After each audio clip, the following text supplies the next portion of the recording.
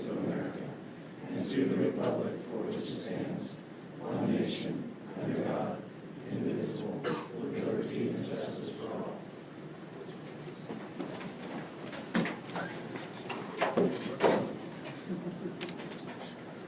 I'd like to welcome everybody tonight to the meeting. We'll start off with the approval of the agenda, please. Mr. President, I move that we approve the agenda with the following amendment. Additional certified and classified personnel actions for consideration, item number E3.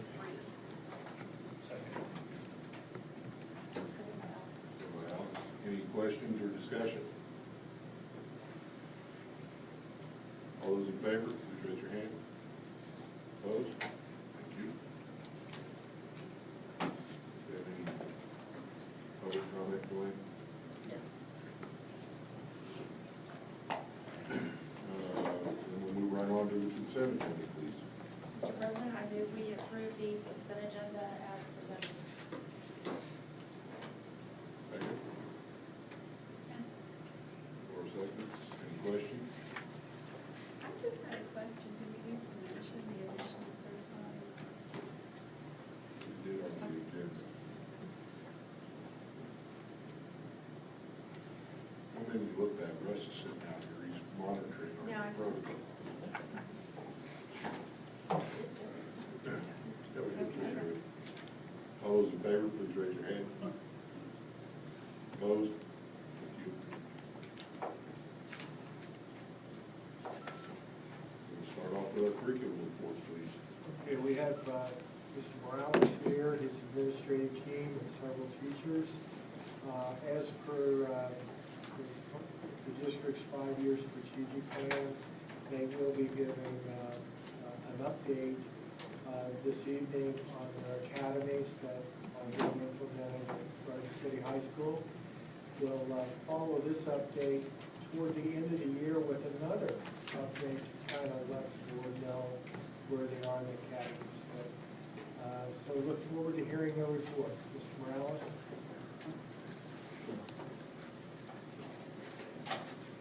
All right, I want to thank the board for having us up here to report on academies. Academies are a big part of Garden City High School. As we know, in building the project, we built it with academies in mind. They're functioning very well, but they still need some work in recruiting business partners. Still need some work with advisory boards, to be more than advisory boards like they've been in the past. More business people in our buildings, more students going out doing internships, and better community connection and parent engagement. Those are all parts of things that we think we can improve on still with the academy approach. Finding time for academy meetings is still, we're trying to find a solution to that.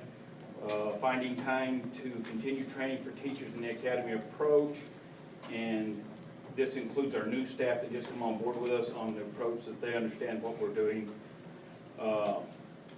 Freshman Academy is probably our purest academy of all the academies we have. They did very well last year, making a huge difference in the amount of freshmen receiving the correct amount of credit to become sophomores. I think closed lunch also helps us with that one. I'm pretty confident that our academy approach will help us in preparing our kids to be college or career ready. I think we're on the right track, but still tweaking going on. A lot of stuff going on at the high school, but I think one of the brighter parts are our academies and how we're functioning with our academies. And Ms. Leiker is really the one who got some teachers to help her with this and is in charge of the academy, so I'm going to let her take over from here. Oh, sorry. All right, if the academy teachers want to come up here, and Haley, you want to come up here too?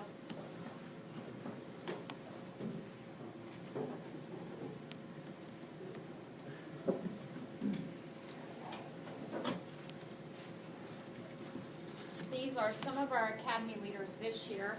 And then Haley Dugard is our student. When we started the presentation, we went to the Stuco members that we have this year. This is the first year that we broke Stuco out by academies. So we actually have 4 different Stucos this year. And we're all learning and trying new things, and it's going good. But we had Stuco members gather all the information you will see tonight. And then Haley volunteered to put together an iMovie with me. So she became my best friend for 2 weeks. She was probably sick of seeing me, but she did a very nice job. So we'll go ahead and just introduce ourselves.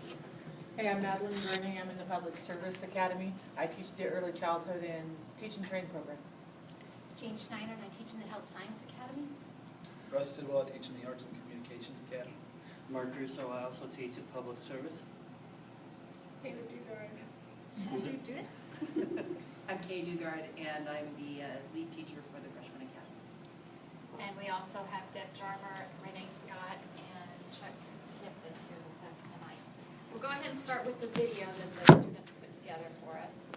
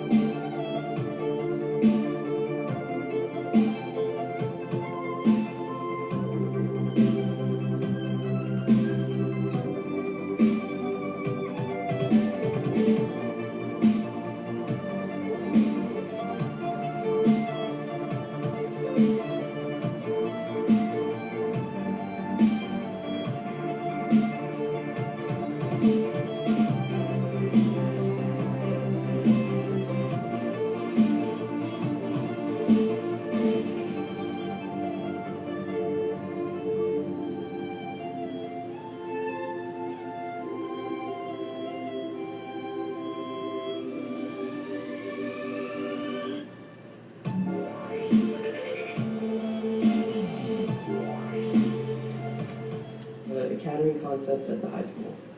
I love the academy. And it's great. It really breaks a really big school. I was thinking that's a lot smaller. I like the new high school. I like how they separate the freshmen from the underclassmen. So generally freshmen, it allows them to meet friends and kind of join together as a class. I think it's great. It's really needed. Back in the old high school was really crowded, but now that everybody's in school, where everything's a lot more segregated with freshmen and us, and really just a place where everybody can go. Love my students. I love the teachers over here. They're awesome. The faculty here is really good. They're willing to work on you with you one-on-one so that you can understand something and you can move forward and really be good at it. This is our unverified had this year or last year, 2013, it totals 30,000, and that is class periods per student. The year before, we had over 40,000. So we did drop our attendance unverified, and then this will be our tardy comparison, and there was 16,000. And in 2012, there was about 24,000, so we did drop that.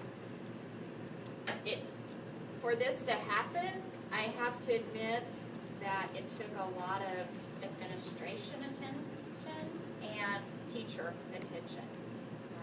Trade and Health created like a detention hall after school. Public Service had a plan, Arts and Communication had a plan, and the Freshman Academy had a plan. But administration spent a lot of time calling those individual students in each day, asking them why they were tardy, why they had an unverified.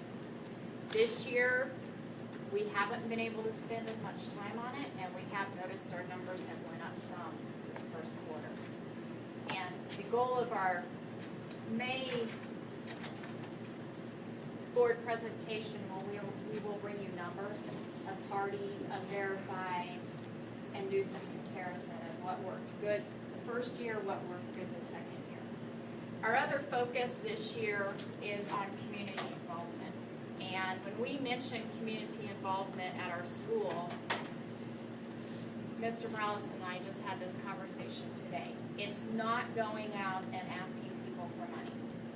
It's how can business partners come into our school, how can our students go out to the community and the businesses and work together. And that's our goal. We do have a lot of business partners that help our school out, but we want to take that over and beyond what we're doing. And we have a couple of activities coming up, and we'll just let the teachers speak on what their community involvement will be this year. And we're doing a couple things. As I said, I'm in the early childhood program, the teach and train program, and instead of just concentrating on daycare and the preschool, my actual early childhood program is going even one step further. And we are working with CASA for child advocacy, working with parents as teachers. I'm working with the foster home cares, and I have about 6 seniors right now, and they will be doing rotations with those different organizations in the community to experience what they can do with early childhood besides just daycare and preschool. So they're going to be seeing a lot more activities there. Also, something that we're doing academy-wide, which is kind of cool, is we are approaching the child abuse aspect in our community, and we're tying in all the academics and the other career pathways. I have the little electronic babies that you guys so graciously let me get this year, and we have them, they'll tell whether or not they could be abused or something like that. And we have the SRO officers coming in to do a mock arrest for a child who is abused. And we're going to go it all the way through. Mr. Russo's classes are going to be the lawyers, the judges, and the jury. We're going to have a trial. We're working with Garden City Community College to bring in a future detective to do the actual talking. The CSI class is going to do an actual crime scene. And the English classes are going to be writing compare and contrast articles about child abuse. The business department has actually been doing a year-long activity with how costs affect their family with jobs and things, and they're going to put in this family crisis of a child abuse case, put into that. And so we're going to be doing a all-white community or all-white academy project with this, and we're hoping to expand it even further to include the whole high school in a couple of years. I have students who are getting ready to go job shadow at the hospital and various other places, and they'll begin that in the next couple of weeks. We also have just finished up a high school or our academy-wide night at the lab, and we have a regional night at the lab tomorrow night, which KU is coming in, and we have 2 other schools, I believe Elkhart and Ness City are both bringing students that our students are going to compete against. We have 5 groups that qualified for the night at the lab tomorrow night. So if you're not busy, they'll start about judging will start about 5 o'clock, and it'll go till about 7. And they have the opportunity again to go to KU Med Center after that. And in September, we also did our academy, with the help of the PE department, did a blood drive. And we had 69 formidable pints that they could use, so. Arts and communications is kind of maybe the anomaly in the group, because we have kids who come into our classes from lots of other academies. It's probably the least pure, because kids take music classes who are in the Trade and Health Academy, or who are in the Public Service Academy, take debate classes or broadcasting classes. In terms of our involvement with the community, I know that in December we will do, for the third time since we've been in this building, a showcase night where we invite the community in. We'll do music performances, and the science folks in the academy will do demonstrations, and forensic kids will perform, and broadcasting kids will be doing things. I mean, just every different group from within the academy will be doing something, and that'll end that night, I understand, in a performance of How the Grinch Stole Christmas from the drama team folks.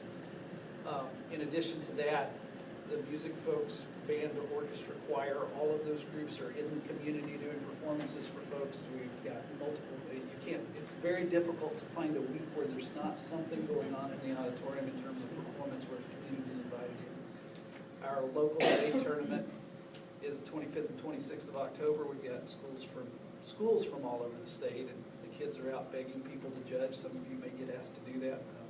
I didn't give them a list of your names, I promise, yet.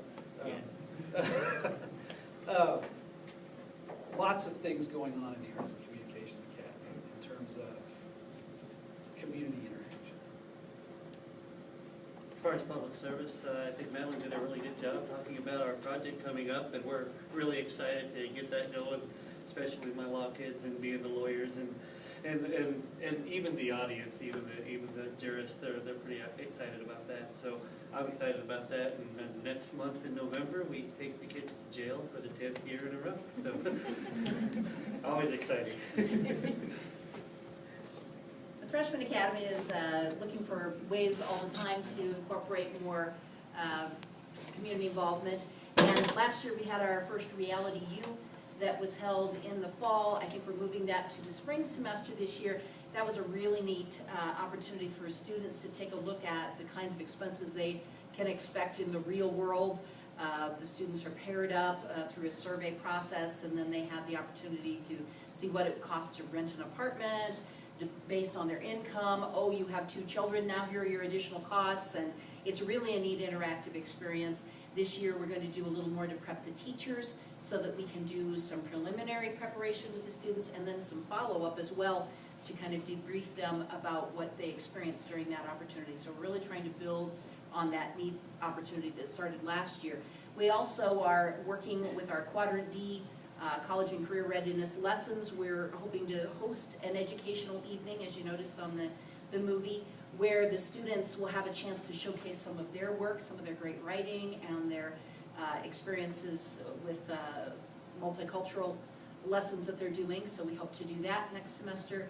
And so we're just continually looking for ways to work with the community. One thing that we have going on right now is we're very proud that the Freshman Ambassadors, our branch of the Student Council members in training, are working with United Way to help with trick or treat so that others can eat. We've decided that we will spearhead the effort to help raise some donations in the community, and we're challenging Garden City Community College and the rest of the high school to try to raise as many donations as they can, and that's another way that our students can get that opportunity to lead and help out our community.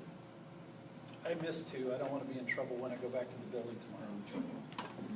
Young Entrepreneurs, one area does that. Business partners come in a couple of times a month and work with kids. They're creating real business plans. It's a really, really interesting program. Additionally, I didn't talk about FCCLA. Either the fashion stuff that Patsy Ford does, or the culinary arts program with Karen Burden. Those folks are out in the community doing things all the time as well. I don't want to miss those things and be in They're trouble. part of mine too. We overlap in public service, FCCLA does. Thank you. I was going to say, he added on, I'll add a little bit.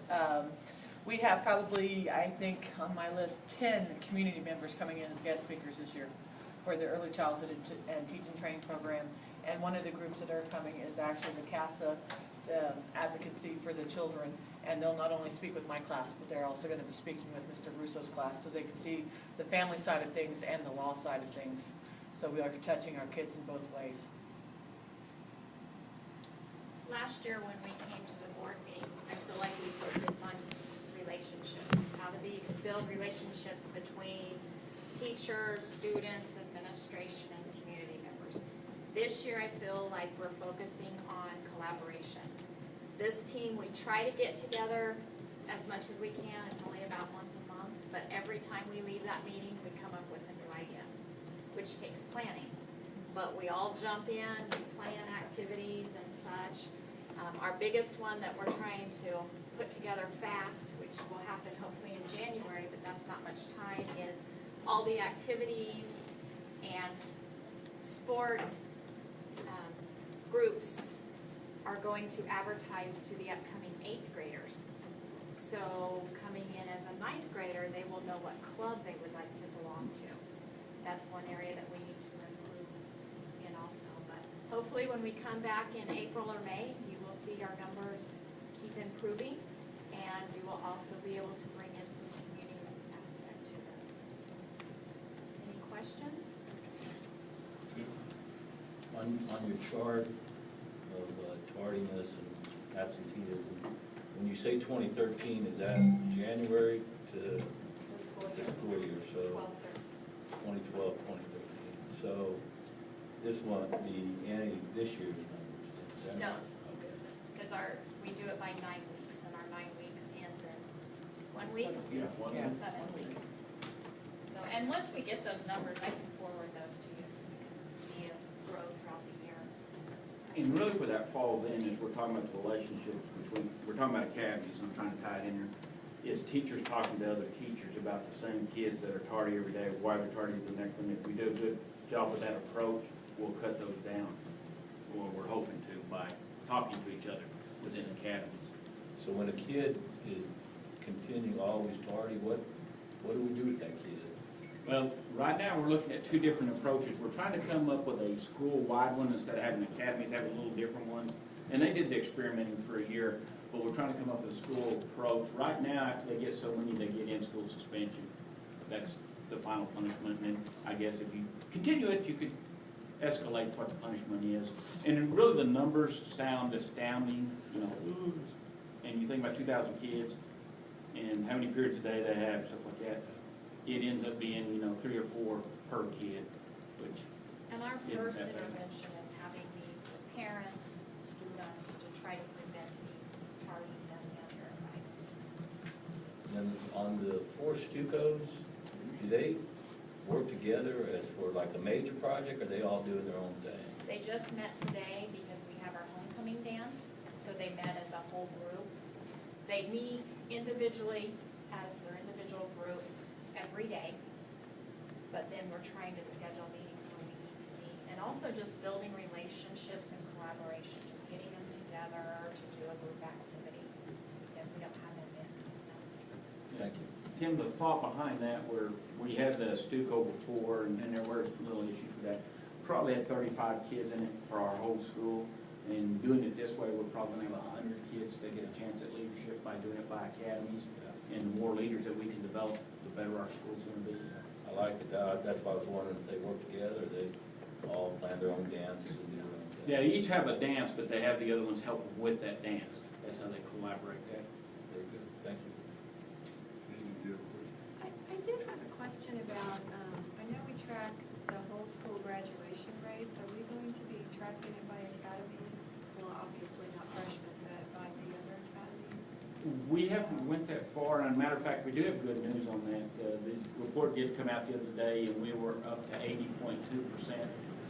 Once you hit 80%, the increase of 3% a year is no longer mandatory. If you're in the 70s like we were, and so that's really great news. The other thing, the good news about that is our subgroups, especially our Hispanic, which is 70% of our kids, and our Anglos are only about 10% difference. And the lady I talked to at the state was just amazed at how we've closed that gap between the different groups. So it's really good news that we're at 80% now, because that burden's not on us. Even though I think with the academy approach, we'll be at 85 to 87% within 2 or 3 years.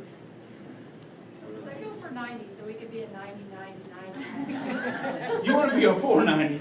Yeah. But it was amazing. That was really good news for us because of that. And like I said, we have a lot of programs out there that are helping us with the graduation rate now that we've implemented lately. And it's going to be really interesting. I think it's going to be really exciting around here in 3 or 4 years of difference that it's made in our building. Well, I'm very impressed with how you're able to use several different types of classes and community college and all to kind of really make it relevant to real life, what you'll be involved with after graduation. That's really something that they can carry with them for years. So that's a great idea. Thank you all for doing that. Jean, right along with what you said, I mean, it gives our students, a transition place into the real world, would you say, which is really what college and career readiness is all about. I've heard so many examples of how this is exactly what college and career readiness standards needs, is support like what we've offered in the academies, but as well as the leadership from the teachers and the academy leaders as well. I think taking one concept, breaking it down, building it back up, using different ways of looking at it is exactly what our kids need to have to learn how to think instead of answer questions. I think it fits perfectly with the presentation that we heard last time, the presentation we're going to hear again tonight. I think it would be very hard for a high school to fully adapt and endorse a college and career readiness program and curriculum without an academy setting. So I think that our school, our students, and our teachers are poised for major success because of this work that you guys have done. And on that just brought something back to me. Empowering teachers is really what we're about. And if you can, we didn't script this at all. We've empowered these teachers to take control of those academies and to make them happen. And Piker's been a big part of that, of working with them. But we're trying to empower more people in the building to take the lead and to do things, not just administration pushing and shoving and pulling to get things done. And I think we've done a very nice job of that the last 2 or 3 years. Probably a lot better than we had in the past. Along with empowerment, the big issue last year was empowering. I remember the faculty meeting, the issue was, technology, and our kids are like all over the board on using their iPads and phones. And, the last lesson that we kind of said was, please empower your teachers to be the leader. If you don't like what they're doing in your classroom, take it away or reprimand them. I guess, Mr. Morales, you cannot answer this.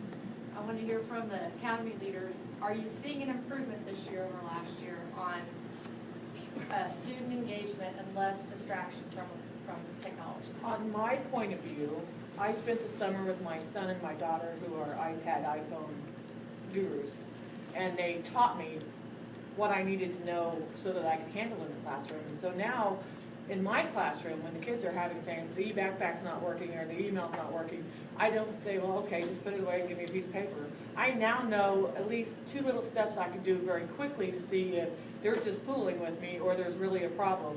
And so it's been going a lot smoother for me. And I have an overload, and I have quite a few students this year, and having the e-backpack alone just for the substitution, putting grades in, has helped me a lot. But we've expanded to in the child development for the pregnancy aspect. I actually have apps now that show the 3D baby in the womb with all the steps. So we're using it for bringing in medical terminology besides just those 10-year-old textbooks. So more proper use, not misuse. Right. Okay. I don't have as much discipline problems as I had before, but I started the year off very quickly. I said, you don't do this, I send out a notice. If you're not doing this, I'm taking it away. And I don't have as much as I did last year. But a lot of it is I know how to handle it now also, so they can't pull the wool over my eyes and make me think that they don't know how to do it. I took one away today. This is the first time in 8 weeks that I've ever had to take one away in either PE or in health science. And I had to put it up on my desk. He did get it back at the end of the hour, but he got pencil and paper at the end of that. And And they had to show me, he's like, the rest of it's on my iPad. And it's like, well, if you want it back, then you need to make sure that you use it correctly. And so it's a pretty good record for only one out of, I have 27 to 30 students per class. And your standards are high? Yeah, Good. and I walk around a lot, but Good. I'm used to doing that too because of even the crossover. Yeah. I think that makes it, but that does make a difference. When you are next to them, they're just not nearly as likely to do it. They're fast, but. Yeah. I guess I have two responses to that. One, I didn't have that much trouble last year. I'm not going to tell you that I never catch a kid playing a game. I'm not going to tell you that I never catch a kid doing what they're not supposed to. I think the part of my first answer is it depends a lot on how willing you are as a teacher to say you're going to use this appropriately or you're not going to use it. But then secondly, I am having less trouble this year because I think I'm better this year at using it. Good. I don't, That's kind of. in the fall, I don't use iPads in my room, but we use computers. Technology is technology. If they're distracted by an iPad, they're distracted by a laptop. Or a phone or whatever. You'd be distracted by a pencil too. Exactly. And that's the thing that I keep saying to teachers is, the kid that you're worried about playing on their iPad is probably the kid who, if they didn't have an iPad, would be doodling. Yeah. The issue is still about management. The issue is still about engagement. And so one of the things that I think that has been done this year that's been a pretty big help, even for me, and I've had some issues, but I don't think I've ever felt like I've had the issues that some people talk about. The idea of getting us to think about how are we using them in terms of instruction. Are we substituting them for pencil and paper? Are we replacing instruction? Are we augmenting instruction? And you told him you couldn't say anything, so. He's saying it better than I could say right now. I'm going to tell you this, I think that they really want us to get to that fourth level, but we can't get there until we learn to substitute, until we learn to add on. And I think it's going to be a few years before we get to those third and fourth levels. I can tell you that because of what I teach in terms of debate in the fall, it has substituted, replaced, augmented. I don't have a kid carrying a file box full of paper anymore. That's great. It's all on a computer. They're learning, and so this semester, that was true a year ago. This year, my speech classes aren't turning in paper to me. That's a challenge for me. I don't like to grade on an iPad. I'm old enough that that's still frustrating for me. But I'm learning and they're learning. It makes it easier for kids, in my world, it makes it easier for kids who are gone for activities or sports because they can email me work instead of wait till they're there to hand me a piece of paper. So it's better. Is it perfect? I think that the answer to is it done, is it better, is it perfect, it depends on the teacher. It just does. And it depends on your willingness to use it in instruction and your willingness to be pretty specific about taking care of it. I think it's a very good question, and I like the fact that I can put things on your backpack. And a kid comes in, they miss school, they come in and say, well, do you have a copy? Nope, I don't have a copy, it's on your backpack. It's right there. And it kind of takes the responsibility of that out of my hands and puts it on the student. And I love that because kids don't come in and ask me, do you have a copy of this? No, it's on your backpack. And most of the time, the question they come in and ask me, I'll just say, on your backpack. And then when they hand something in, I just point to my email address that's written up on the board and say, there it is. So I think responsibility-wise, I think it's on them. And I think that's exactly what we want as teachers, to take it from us, to put it on them. I'll tell you this, I know when the network is down. I know when e-backpack isn't working. And it messes up my instruction. That's true. I think we had a few glitches to work out in the beginning of the school year, and there were enough technological changes over the summer that it's probably amazing that we worked them out as quickly as we did. And I know Casey and Laney have been wonderful about working with us on that, and we're still dealing with iOS 7, the transition and all of that. But really, from the Freshman Academy standpoint, I cannot think of too many teachers who aren't heavily using that e-backpack. So that substitution that Russ talked about is definitely happening. We just don't see the copy machine in use nearly to the extent that we used to. People put things in e-backpack, which does become a problem if we have things down, but usually they get it up and running pretty quickly and we do just fine. The responsibility for good training still lies in the hands of the Freshman Academy, and we have had to breathe that heavy sigh and realize every year our kids are going to be new to iPads. And, yes, we send them off to the rest of the school after 1 year, but it's up to us to set a good stage. And the Freshman Academy is wonderful about that. They've done a great job of accepting that responsibility and that role, and we're continually looking for ways that we can help the kids to learn the acceptable procedures and use. We have our changes that have happened this year with Freshman Success, where 3 days of the week we are teaching the Freshman Success curriculum during the mentoring time. And so we are building more and more all the time opportunities for the students to really practice and for teachers to train them. We just kind of set aside the curriculum for 1 whole week and worked out iPad issues that the freshmen were having because our kids are new to it, and if there are any issues in terms of getting them set up, it kind of falls on us to help them out. So we are learning too, but I think the good news is, yes, I see much more comfort among the staff in terms of figuring it out. We are definitely making our strides. And I know my own 2 children, they say their classes use them heavily, all of their teachers, so. Sounds like there's been a closure somewhat of the gap between the student and the teacher, which will help with the relationships as well. And I like to hear the empowerment that's going on because you guys are the ones that are driving this show. And it is a learning tool. That's what it is, and nothing more, nothing less. Mr. Morales, you can talk now. Okay, that's what I wanted. I want to the top. Thank you. It was hard sitting there. Really, the funny thing about this is the teachers always had that power. Yeah, they just didn't know they just needed to know that they had that power. You could take that iPad away from that kid if they're not using it properly. And I think it took us a year to get there to realize, yeah, we have that power, we can do that.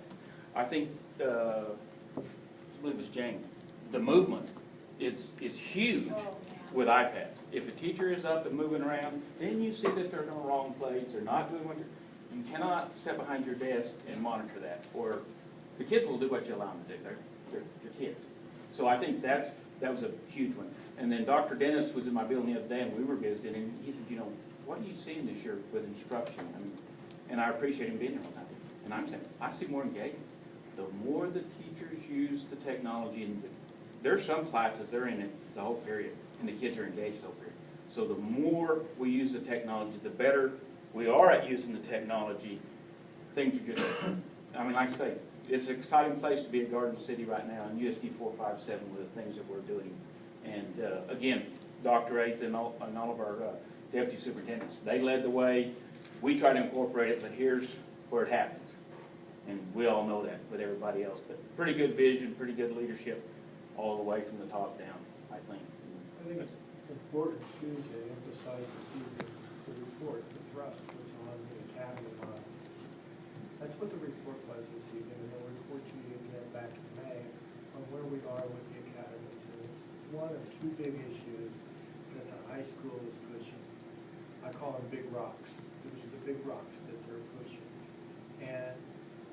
And then this has evolved into some questions on the iPad. You will be getting a report, 2 reports on the iPad this year as well. But the responses you got from the teachers this evening were impromptu.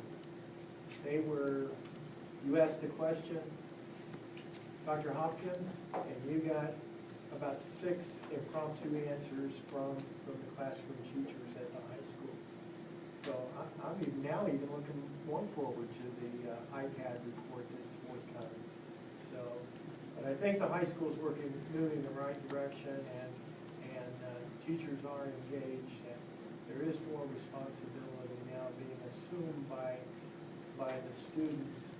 And that's kind of what it's about for 21st century learning, is students taking responsibility for their learning, because there's so much information out there.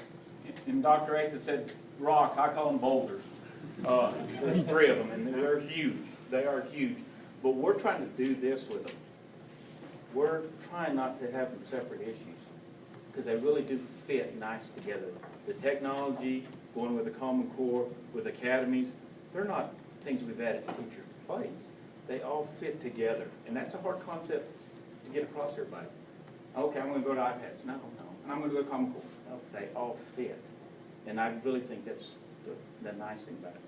Instead of three big And it bowls. flows so well is why I felt comfortable asking about the technology, because like you said, it just all goes together. I don't feel like we can really have a conversation just on academies, just on Common Core, just on technology or a learning tool.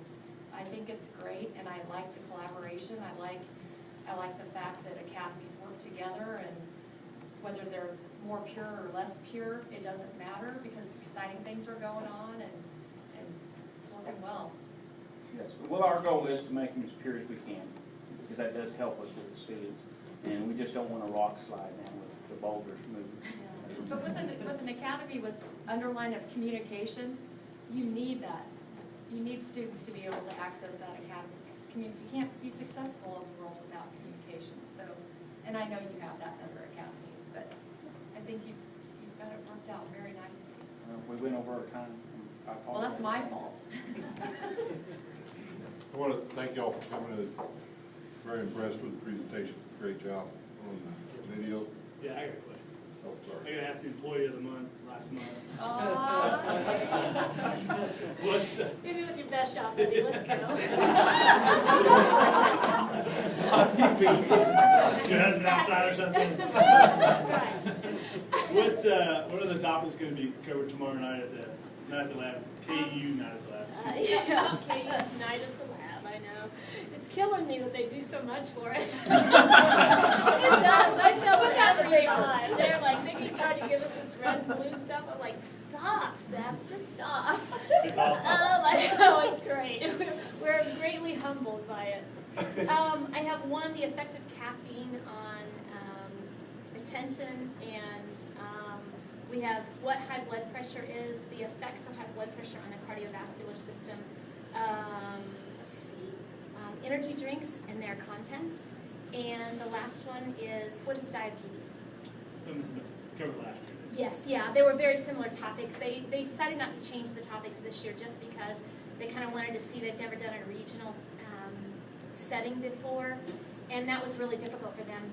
They also, when they asked us to apply, at first we weren't sure we were going to even join because they scheduled it in October, and for us we just really didn't have enough time to set up the time for research. We did it in the spring last year, and they asked us to only bring one group of students to start with, and I just couldn't pick one. I just didn't think that was fair. So we were going to have a school-wide runoff, and then we were going to have to take that one, but they were going to have them change topics before they went to regionals.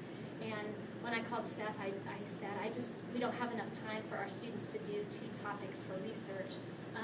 And so they ended up relenting and letting us bring 5 sets of students instead of 1. So they are very good to us. Will the kids be trying some experimenting with nutrition bars as well as last time? They haven't yet, so this will be interesting. They're not drinking the energy drinks either. They just have them as samples. So.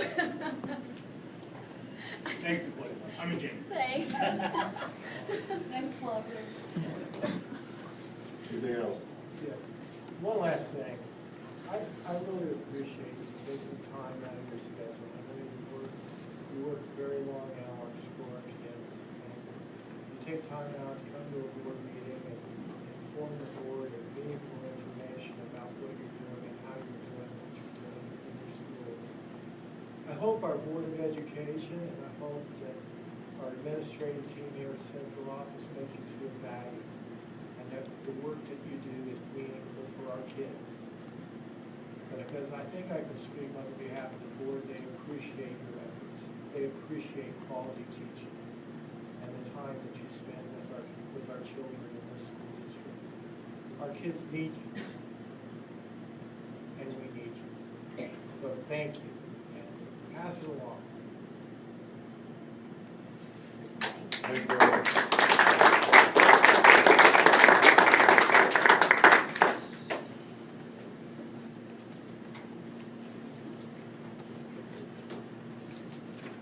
We'll let you run your meeting. I think it was 20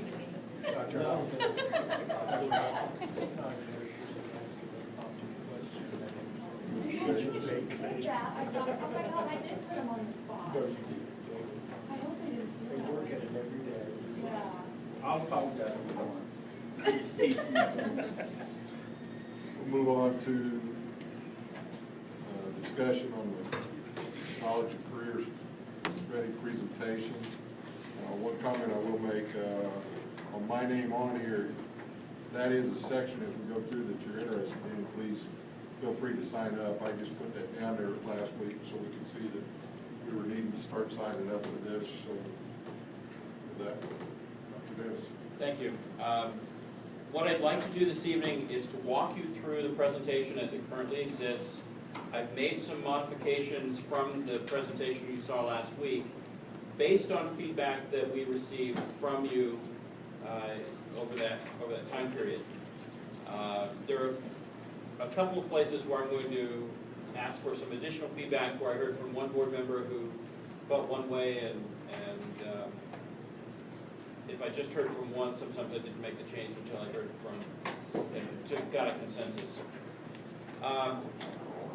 I also made several changes because of typos, there were misspellings or grammatical errors or things like that. Mr. Cruz in particular pointed several of those out, and thank you for that.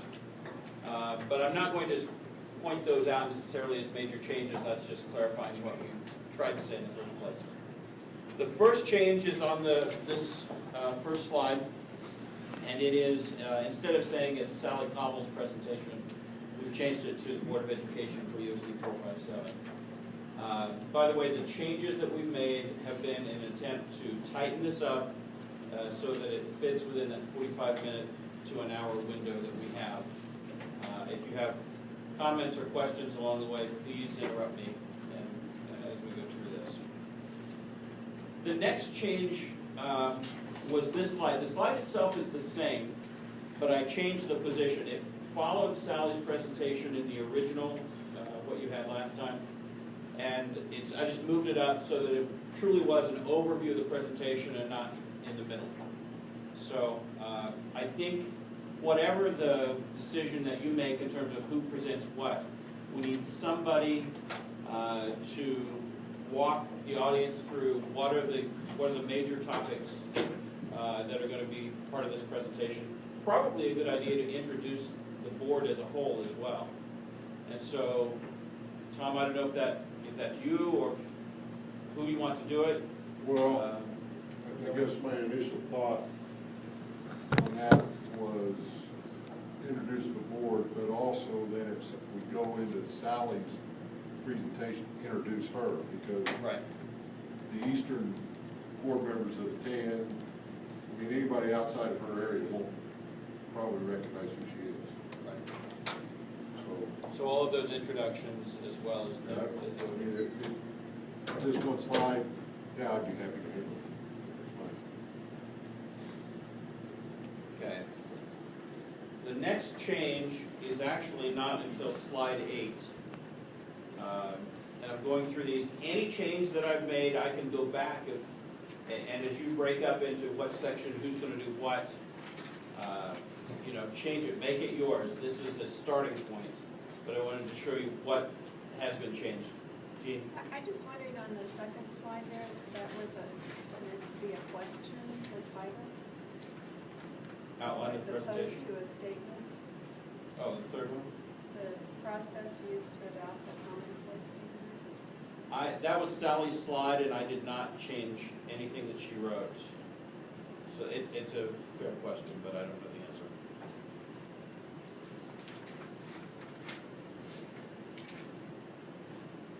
Slide 8, and now we're getting into what really is the first section after Sally. And that is this. The presentation that you saw at the last board meeting was USD 457 test scores.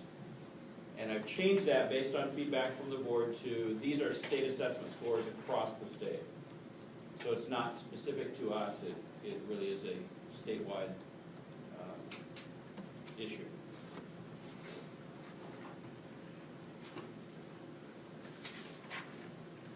The next change that I made is on slide 11, which Can is... I ask a quick question? Of course. Real quick. On that slide, where we're just describing schools have not failed, Right. is that, I realize we're on focus day, why are we putting it that way? Is that in response to some of the media out there?